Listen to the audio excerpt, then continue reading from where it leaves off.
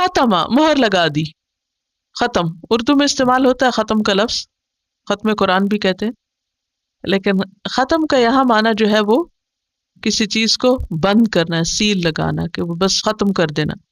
اللہ اللہ نے، اللہ اوپر پڑھا پہلے، اللہ علیہم میں، قلوبہم قلوب قلب کی جمع ہے، اور ہم ان کے، قلوبہم ان کے دل، ان کے دلوں پر، وعلا اور اوپر، سمعہم ان کے کانوں کے، سمع سین میم عین سمع، ہم ان کے. یہ ہم وہی ہے جیسے قلوبہم میں اور انذرتہم میں، اور پھر پیچھے علیہم، کبھی یہ ہم آتا کبھی ہم آتا ہے، ڈپینڈ کرتا ہے اس سے پہلے کیا لفظ آ رہا ہے. خواہ ہم ہو یا ہم ہو معنی ایک ہی ہے. وعلا سمعہم، وعلا اور اوپر، ابصارہم، ابصار بصر کی جمع ہے، اس کا روٹ ہے با صاد را، بصر، بصر آنکھ کو کہتے ہیں، ابصار اس کی جمع ہے. غشاوتن، غشاوہ کہتے ہیں پردے کو.